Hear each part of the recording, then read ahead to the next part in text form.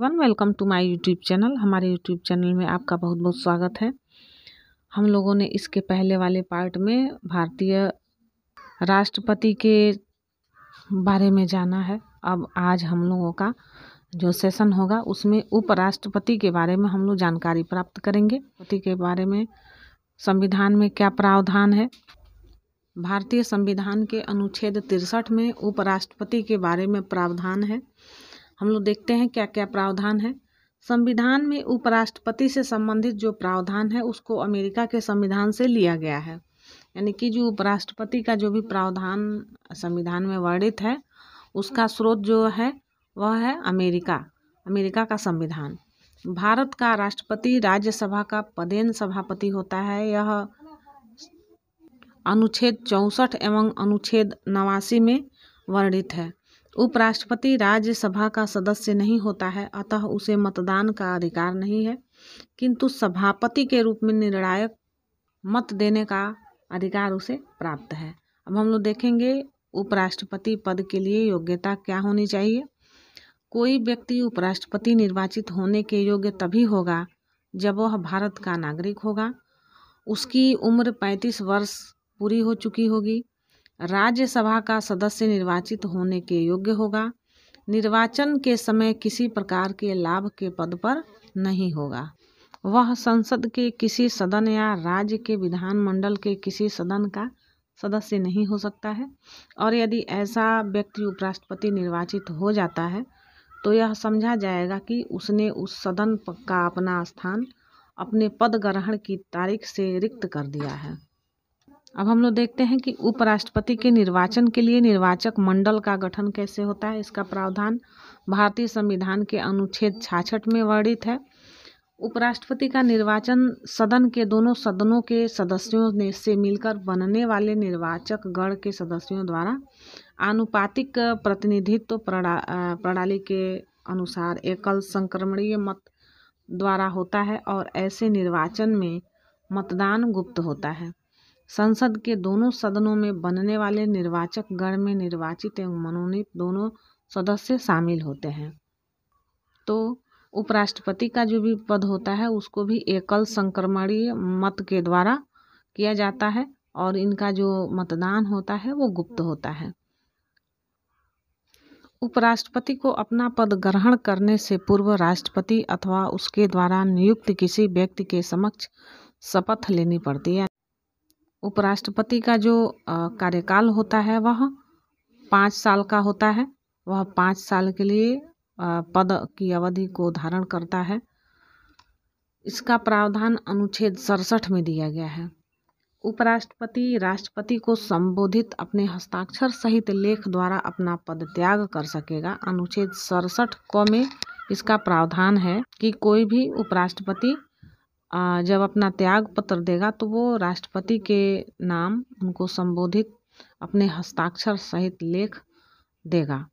उपराष्ट्रपति राज्यसभा के ऐसे संकल्प द्वारा अपने पद से हटाया जा सकेगा जिसे राज्यसभा के तत्कालीन व समस्त सदस्यों के बहुमत से पारित किया है, और जिससे लोकसभा सहमत है, किंतु इस खंड के प्रयोजन के लिए कोई संकल्प तब तक प्रस्तावित नहीं किया जाएगा जब तक कि उस संकल्प को प्रस्तावित करने के आशय की कम से कम 14 दिन की सूचना न दे दी गई हो। इसका जो प्रावधान है वह अनुच्छेद 67 ख में दिया गया है।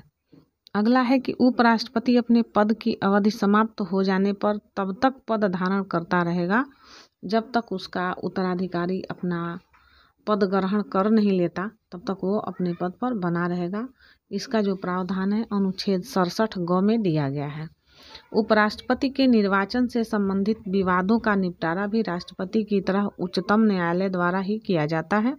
निर्वाचन अवैध होने पर उसके द्वारा किए गए कार्य अवैध नहीं होते हैं।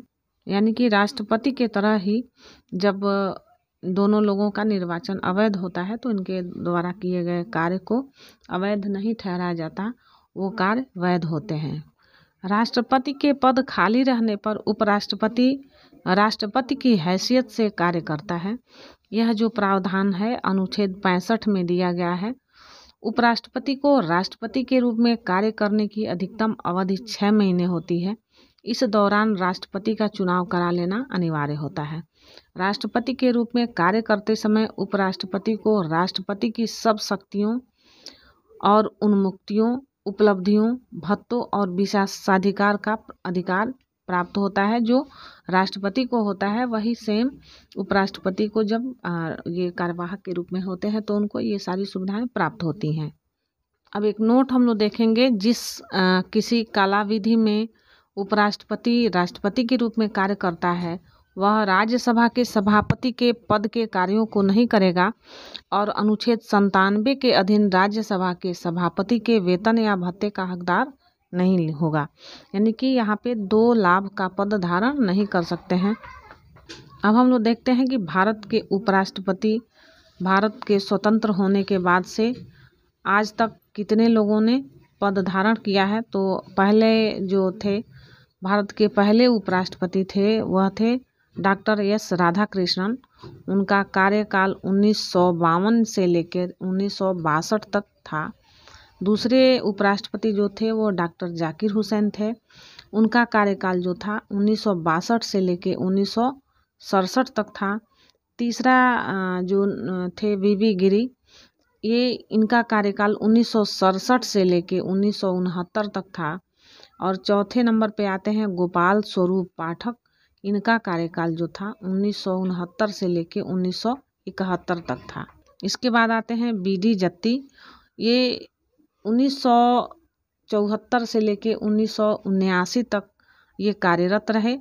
छठवां है न्यायमूर्ति मोहम्मद हिदायतुल्ला। इनका कार्यकाल था 1979 से लेकर 1984 तक। उसके बाद आर वेंकट रमण हैं, उनका जो कार्यकाल था 1984 से लेकर 1987 तक था। 8वें नंबर पे डॉक्टर शंकर दयाल शर्मा आते हैं।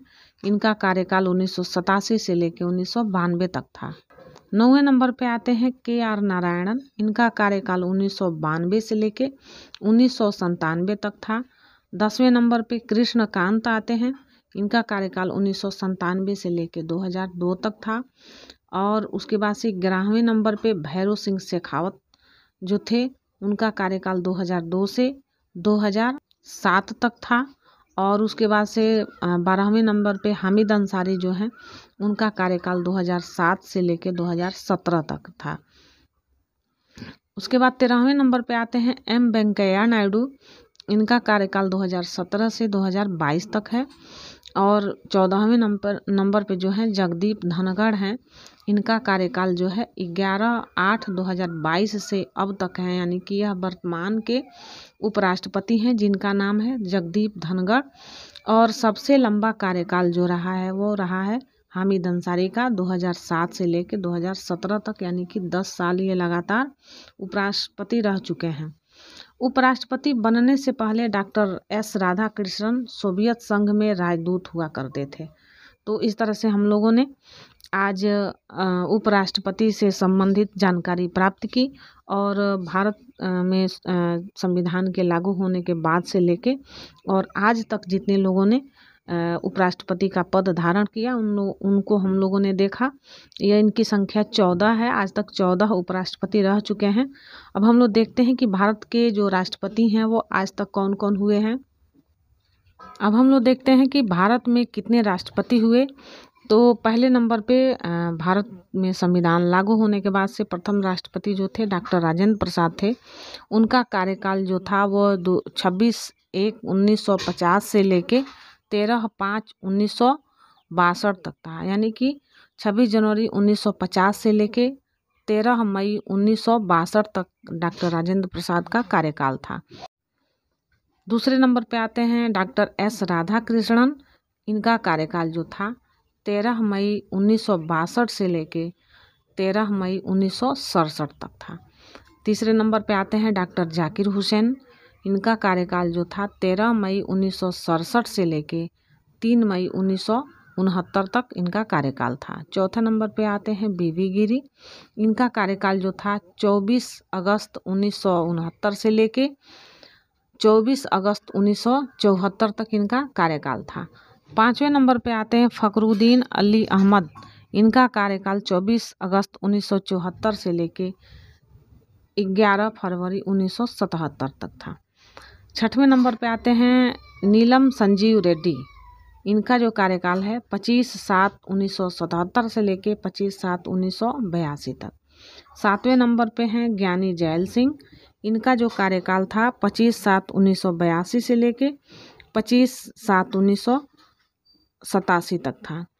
9वें नंबर पे जो राष्ट्रपति हैं डॉक्टर शंकर दयाल शर्मा हैं। इनका कार्यकाल 25/7/1992 से लेके 25/7/1997 तक था। 10वें नंबर पे हैं KR नारायणन। इनका कार्यकाल जो था 25/7/1997 से लेके 25/7/2002 तक। उसके बाद हैं 11वें नंबर पे डॉक्टर APJ अब्दुल कलाम, भारत के मिसाइल मैन। इनका कार्यकाल जो था वह 25/7/2002 से लेके 25/7/2007 तक था। उसके बाद 12वें नंबर पे प्रतिभा पाटिल आती हैं। इनका कार्यकाल जो है 25/7/2007 से लेके और 25/7/2012 तक था। उसके बाद से प्रणब मुखर्जी आते हैं। इनका कार्यकाल जो है 25/7/2012 से लेके 25/7/2017 तक था। 14वें नंबर पे रामनाथ कोविंद का नाम आता है। इनका कार्यकाल 25/7/2017 से लेके 25/7/2022 तक था। उसके बाद से 15वें नंबर पे जो वर्तमान की राष्ट्रपति हैं द्रौपदी मुर्मू हैं। इनका कार्यकाल जो है 25/7/2022 से और आज तक ये कार्यरत हैं। और ये ऐसी राष्ट्रपति हैं जो स्वतंत्रता के बाद पैदा होने वाली भारत की पहली राष्ट्रपति हुई हैं, जिनका जन्म 20 जून 1958 को हुआ है। और ये स्वतंत्र भारत में जन्म लेने वाली पहली महिला राष्ट्रपति हैं। तो हम लोगों ने आज उपराष्ट्रपति, राष्ट्रपति के नाम और उपराष्ट्रपतियों के नाम तथा उपराष्ट्रपति का संविधान में जो भी प्रावधान है, उनका कार्यकाल, उनकी नियुक्ति और उनके जो भी कार्य हैं, जो भी शक्तियां हैं, उनके बारे में हम लोगों ने देखा। उम्मीद है आप लोगों को यह वीडियो अच्छा लगा होगा। अगर वीडियो अच्छा लगा हो तो लाइक कमेंट करिए, चैनल को सब्सक्राइब करिए। मिलते हैं हम लोग अगले सेशन में। तब तक के लिए thank you very much for watching this video. जय हिंद, वंदे मातरम।